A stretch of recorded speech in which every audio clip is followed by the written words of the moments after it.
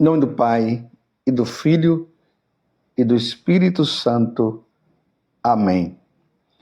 Naquele tempo, Jesus saiu da sinagoga e foi com Tiago e João para a casa de Simão e André. A sogra de Simão estava de cama, com febre, e eles logo contaram a Jesus. E ele se aproximou, segurou sua mão e ajudou-a a levantar-se. Então, a febre desapareceu e ela começou a servi-los. À tarde, depois do pôr do sol, levaram a Jesus todos os doentes e os possuídos pelo demônio. A cidade inteira se reuniu em frente da casa. Jesus curou muitas pessoas de diversas doenças e expulsou muitos demônios. E não deixava que os demônios falassem, pois sabiam quem ele era. De madrugada, quando ainda estava escuro, Jesus se levantou e foi rezar num lugar deserto. Simão e seus companheiros foram à procura de Jesus. Quando o encontraram, disseram: "Todos estão te procurando." Jesus respondeu: "Vamos a outros lugares, às aldeias da redondeza. Devo pregar também ali, pois foi para isso que eu vim." E andava por toda a Galiléia, pregando em suas sinagogas e expulsando os demônios. Palavra da salvação. Glória a vós, Senhor. Meus irmãos, estamos agora no 5º domingo do tempo comum. E hoje é domingo, como eu acabei de dizer. Não vamos deixar de participar do único e santo sacrifício de nosso Senhor Jesus Cristo. A vida de nós católicos gira em torno do sacrifício de nosso Senhor Jesus Cristo. Jesus realmente nos salvou. Ele veio do céu e se entregou pela nossa redenção. É interessante que Santo Afonso Maria de Ligório, ele diz que Jesus veio do céu para celebrar a missa aqui na terra. Uma vez que a missa é o sacrifício de Jesus no Calvário, então Jesus veio do céu para nos redimir através do santo sacrifício. Nós estamos no Evangelho hoje de São Marcos, capítulo 1, do 29 até o 39. E aí, essa atividade de Jesus. Jesus sai da sinagoga, entra na casa de Pedro. A sogra de Pedro estava com febre. Jesus a cura. Depois que ela é curada, ela já se levanta e já vai servi-los. Depois de tarde, multidões, muitas pessoas foram levar os seus doentes, as pessoas que estavam endemoniadas. A casa de Pedro estava assim, lotada. Aí de madrugada Jesus sai para rezar e depois vão os discípulos dizer para Jesus que todos te procuram. Aí Jesus termina o evangelho de hoje com uma recomendação que é muito importante. O versículo é o versículo 38. Vamos a outros lugares, às aldeias da redondeza. Devo pregar também ali, pois foi para isso que eu vim. Devo pregar também ali, pois foi para isso que eu vim. A primeira coisa, meus irmãos, que nosso Senhor veio fazer é anunciar a boa nova. É preciso tirar o homem do erro. Ele precisava nos tirar do erro. E a única forma de nos tirar do erro é anunciando a boa nova da salvação. Tanto que na primeira leitura, São Paulo, né, porque nós estamos na primeira carta de São Paulo aos Coríntios, capítulo 9, de 16 a 19, depois do versículo 22 a 23. São Paulo começa dizendo assim: irmãos, pregar o evangelho não é para mim motivo de glória, é antes uma necessidade para mim, uma imposição. Ai de mim se eu não pregar o evangelho. São Paulo, ele compreendeu, ele como apóstolo, ele compreendeu que ele precisava pregar o evangelho. Lembremos que Jesus, depois da ressurreição, e quando ele está prestes a voltar à casa do Pai, ele fala isso para os apóstolos. Ide por todo mundo e pregai o evangelho a toda criatura. Quem crê e for batizado será salvo, quem não crê já está condenado. Aqui está no Evangelho de São Marcos, capítulo 16.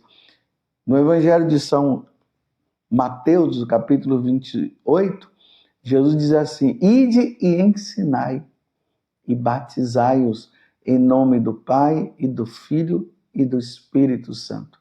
Então, o ensinamento, essa boa nova, que deve ser anunciada, deve levar as pessoas à conversão, à mudança de vida e ao batismo. Esse batismo introduz a pessoa na igreja católica, na igreja de nosso Senhor Jesus Cristo, porque ele é o fundador dessa igreja. E aí, as pessoas entrando na igreja católica, ela agora entra no caminho da salvação. Mas essa boa nova, em que consiste essa boa nova? O que quer Jesus dizer com isso, né? Eu preciso ir agora aos diversos lugares, às outras aldeias, porque foi para isso que eu vim. Eu vim para isso. Eu vim para falar a boa nova. No Evangelho de São João, no capítulo 17, versículo 3, Jesus diz: a vida eterna consiste em conhecer a vós, o único Deus verdadeiro, e a Jesus Cristo que vós enviastes. Meus irmãos, a nossa vida, ela é passageira. Nossa vida aqui neste mundo. Um dia a nossa alma irá para a eternidade. Porque a nossa alma não morre, o nosso corpo é que morre. Então, uma vez que a nossa alma vai para a eternidade, ela tem dois caminhos. Ou ela vai para a eternidade no céu, ou ela vai para a eternidade no inferno. A única forma de nós irmos, da nossa alma ir para a eternidade no céu, é conhecendo o único Deus verdadeiro e a Jesus Cristo que enviaste. Sem esse conhecimento, nós não nos salvaremos. É palavra de nosso Senhor Jesus Cristo. É Jesus que acabou de dizer. Por isso a necessidade de que o evangelho, ele precisa ser pregado. Eu, como padre, os bispos, todos nós sacerdotes, precisamos pregar pregar, como diz São Paulo quando ele escreve para Timóteo.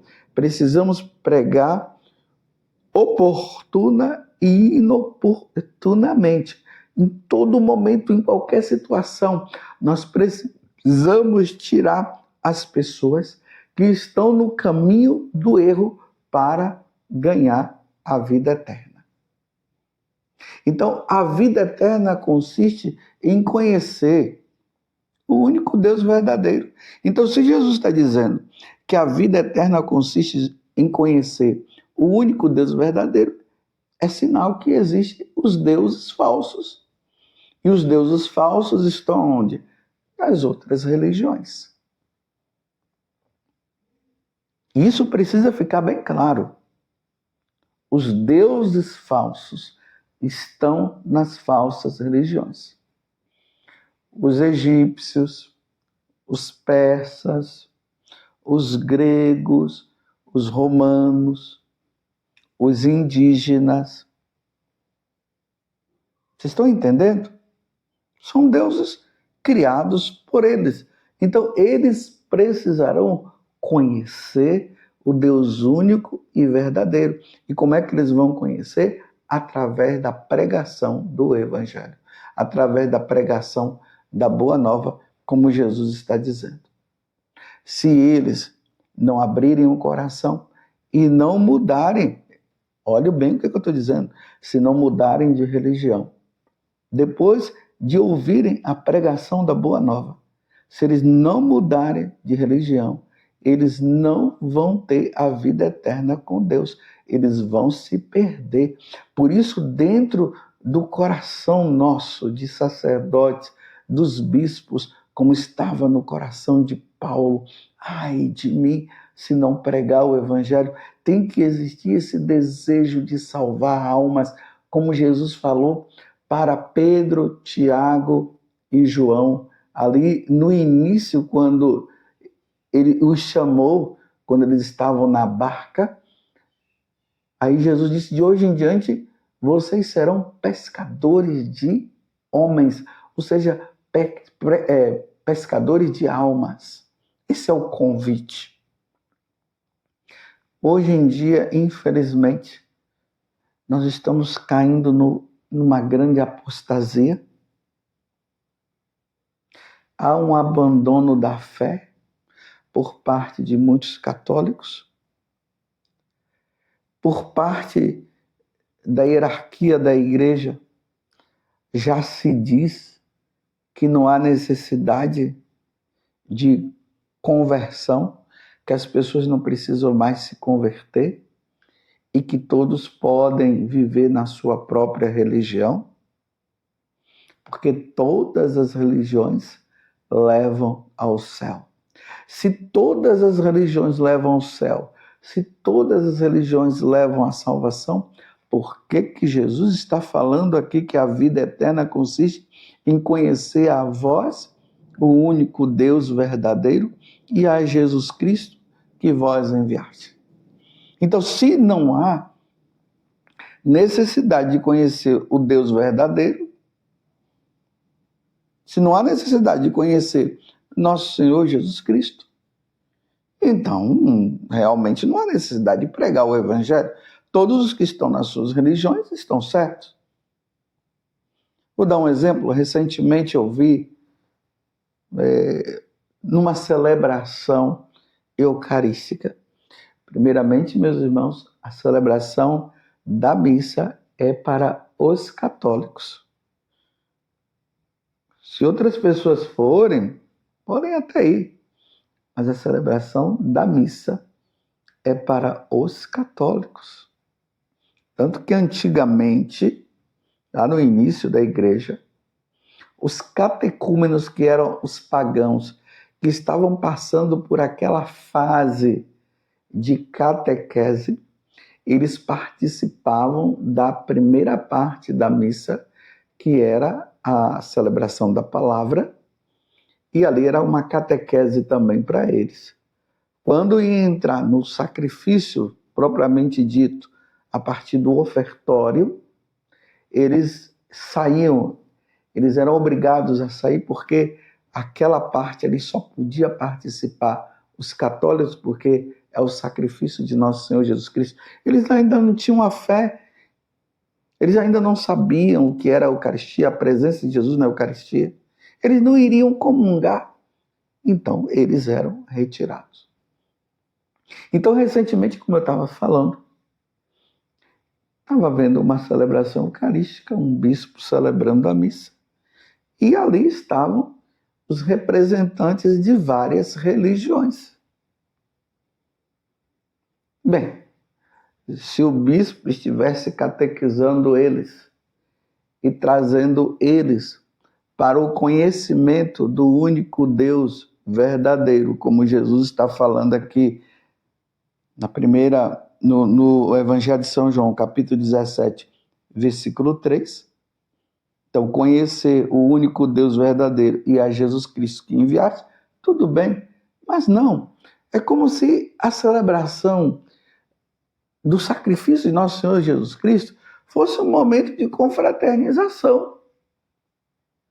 A celebração da missa não é um momento de confraternização. Estavam ali os vários representantes das outras religiões, a celebração acontecendo.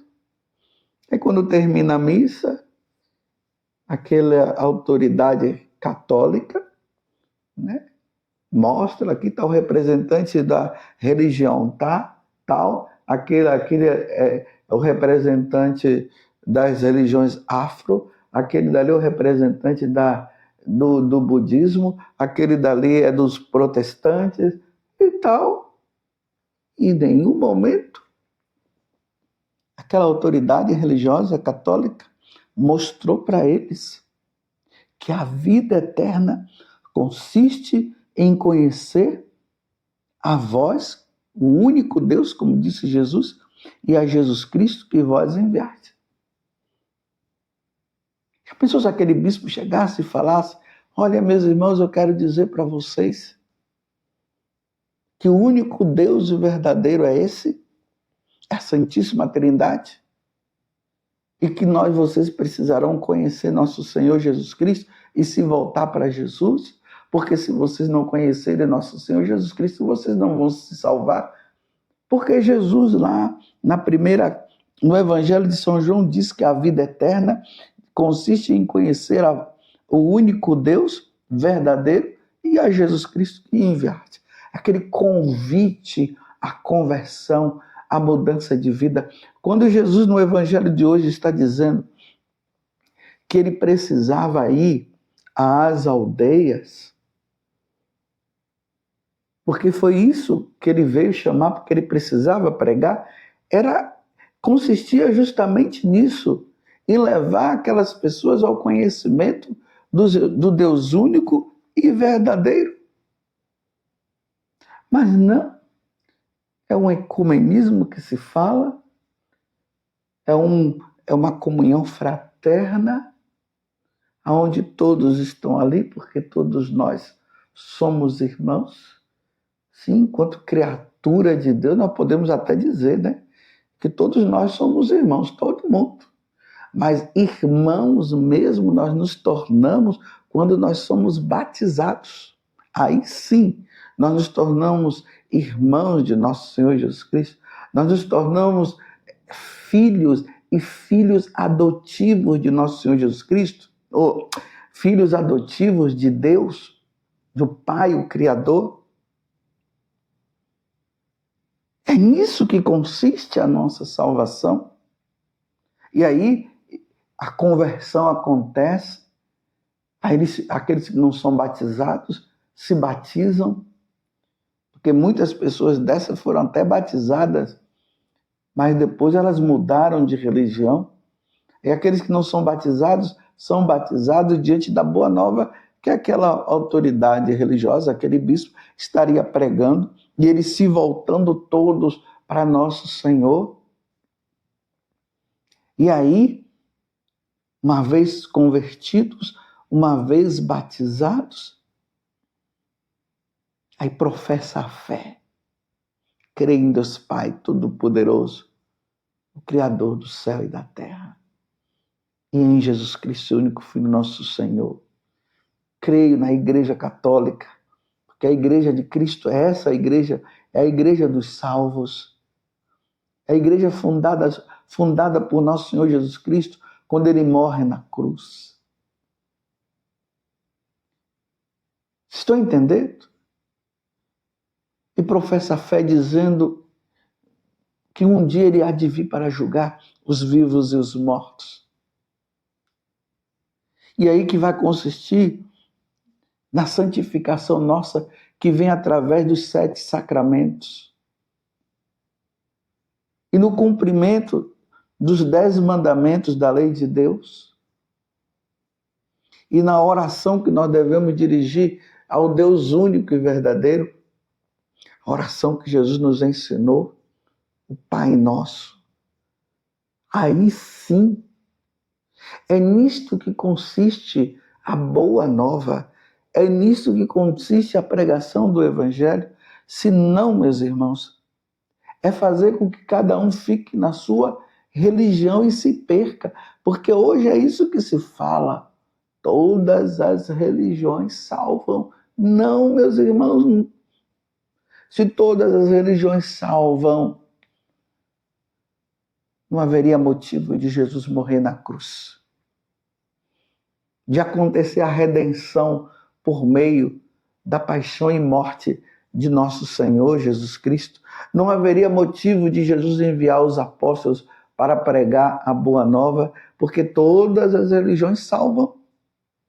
Mais uma vez eu recomendo, leiam aquela exortação apostólica Dominus Iesus, de Ratzinger, que redigiu e assinada pelo Papa São João Paulo II, que ali se deixa bem claro que fora da Igreja Católica não há salvação.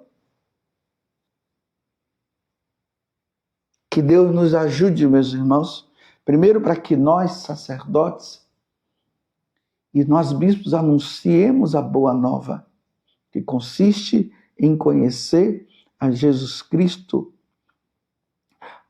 como o Senhor que foi enviado e a conhecer o único Deus verdadeiro, que é a Santíssima Trindade, o Pai, o Filho e o Espírito Santo. É aqui que está a salvação. Que nós não nos percamos, mas ganhemos a salvação. Louvado seja nosso Senhor Jesus Cristo, para sempre seja louvado, e a sua mãe, Maria Santíssima.